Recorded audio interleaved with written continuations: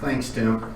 It's good to be back, ladies and gentlemen, and just share with you about Lake Restoration Commission, what we're doing. I got involved again about January or sometime right before the first of the year. And the first thing we did, or I asked for, and the committee came back together, is what did we accomplish in 2016?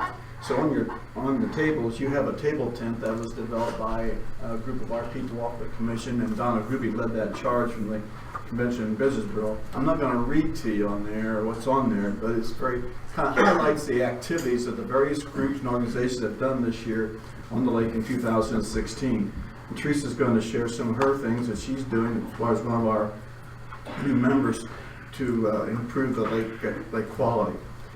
After we had the meeting about what we do in 2016, we went back to this plan that we developed in January of 2011. And if you recall, in 2010, when most of this stuff started, and the commission was called together, started at that time. It's been a few years ago. And you might say, what was our purpose at that time? And our purpose at that time, I recall a meeting we had with, at that time, House Leader John Boehner. And John gave us the orders that we need to have a plan to come together to work on the lake. And then he mentioned we need to do more testing. And our reaction was, no, we don't need more testing. We just need a plan to improve what we have. And that's how we started the lake restoration. It's made up of people from the Glades and Mercer County area, the cities, the counties, the LIAs on it, a number of entities. We've got 25 members, in fact. Ag communities represented as well. And so at this time, we're working on what we call the 2017, or what it's going to be, but a 5-year plan. What do we need to do to continue the progress we've made with the lake? And we've been meeting with a group called the KCI, who did the original report in 2011. And there's no question, as we look at this plan that we're working on at this point in time, dredging is part of it. Tom Grable has been involved in the meetings as well, so dredging will probably be a part of this plan. The treatment trains will be part of that plan. If you recall, we've added a couple of treatment trains at this point, the latest one being Coldwater Creek. Beaver Creek is being worked on. And so I mentioned the Coldwater Creek treatment train. I got to give credit to the local Rotary clubs. Dr. Ellen Hunters is the head of the group. The 4 Rotary groups have given us approximately $15,000 to improve the walkways out there, signage out there, more parking, and the signage is important where people can see where they can go or not go. And also we got to put a few barriers up because we've had some people complaining, good complaints, too many those 4-wheelers out there running around, and we're going to try to put signs blocking that so we can prevent that from continuing on.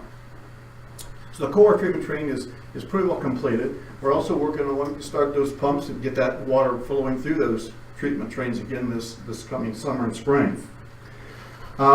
Carp removal is part of the plan. And I think some of you have heard, last year we started that carp removal plan and we tagged 25 fish. And as of about 2 weeks ago, we have been able to track about 17 of those fish at this point in time yet. Maybe 18, just depends on who's doing it's like TV antennas, you're out there checking where they're at. Anyway, we had a meeting this past week about carp removal. We're going to proceed on with that. Now, the location of those carp right now that we can find, and at least the last test, the south side is where they're at, around Windy Point and the Coldwater treatment train. That's where the majority of them are floating around. The other morning, one of the gentlemen out at the college now, Dr. Stephen Jockman, who's been very active with this, he and I were out at the campus, and we had 2 out in front of the lake campus in the morning. Now, how long will they stay there, we don't know. But they're checking up on you. Staying away from this, then we'll stay away from that south side.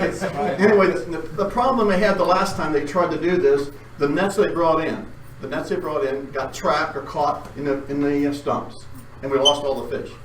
There's no question, there's a ton of fish out there. I don't think argue about that. And we had a commercial fisherman and the guy that's tracking these for us here this past week. And Wednesday was a nice day, as you remember, the sun was shining. And after the meeting, they went out on the lake and looked at the areas that we've highlighted where we thought they are currently occupying space. And there's no question they're interested in taking the carp out. And they sell them, okay? The going rate right now for carp in the Chicago area, I understand they take them to It's increased from 18 to 25 cents a pound. So there is some value there, believe it or not. Okay? And so we're pursuing that. We gotta have the permits reissued because it's commercial fishermen. They're doing this. So we have to have the permits reissued. And I told Teresa earlier this morning, we had a good meeting. Everybody's on board. How soon we get this all accomplished depends on Mr. Grable back there and a few of these people. We got to find an area which we can bring those nets in, okay? And they can use the nets without catching the stumps at this point in time. And you all been on that lake and you know what that issue can be. But we are going to work on that. Very interesting. I learned a lot about carp this past week, okay? Also in the 5-year plan, we'll do a lot more water monitoring. What's the treatment trains producing? What's the streams bringing into us, okay? We need to know that data. Teresa's helping us on that, and a lot of people are. And we'll probably be spending some money on that project to track the water quality, okay? The treatment trains are there. We're going to have another one. We're going to work on a little check and big check as well, part of the plan. But we got to have that as evidence at this point in time. So we're hoping to have this plan completed, Tim, I hope by the end of May, okay? Tom's on a group with us as well, and Jeff. So we're working on that, and that's the timeline. What will we do with that plan once completed? We will share that with the state directors and have them endorse it. I'm not going to say they're going to guarantee it, but at least get their input into it. You might say, who are the state directors we're working with? Department of Health, EPA, Department of Agriculture, and ODNR. Those are the 4 directors, and we call them about every 3 weeks on a telephone call and stay in the loop with them and keep them informed of what's taking place on Grand Lake St. Mary's this time. It's been very helpful. Plus, we have the politicians on these phone calls as well at the same time. So we're trying to keep everybody informed of what's taking place with our plans. If we don't have another plan, we're going to be dead in the water because there's a lot of issues out there. If you read the paper this past week, phosphorus is a concern throughout the United States. The plant up there in Marysville, blank right now, Scott's, they're putting out a $10 million award for the company that can come up with an idea of reducing the phosphorus in cold and warm water. And they're going to award that in the year 2020. It'd be nice to see what they can come up with at this point in time. The other issue we're going to be dealing with quickly here is aerators. We have 2 of them. We got one's going to go back in Sophomore Shores under the direction of Jack Bush over there. He agreed to put it in and take care of the cost of that. So we have one we're looking for at this point in time. Otterbein had one, but they don't need it this year because all their channels now have the irrigation or aeration in. And so they had a choice, but they said they don't need it, so we're going to locate that at some other location at this point in time. It's been busy. You might say, what have you accomplished? We've had a lot of meetings, okay? It takes a lot of input to try to get some of these ideas put together. But that's the group that's been meeting, and we meet about once every 3 weeks, and that includes the state people as well. And we're hoping to have some plan, and we'll share it with you. We'll print it once again, just like this one, that we are on target what we're going to do in the next 5 years. Any questions for me, please? Yeah. Yes. Somebody needs to talk to those guys that do the netting. I walk my dog out of Coldwater Creek every day. Here they come on with that net. They're about 20 feet off the bank. When Coldwater Creek runs, there's 6 full-size trees went out in the first rain last spring.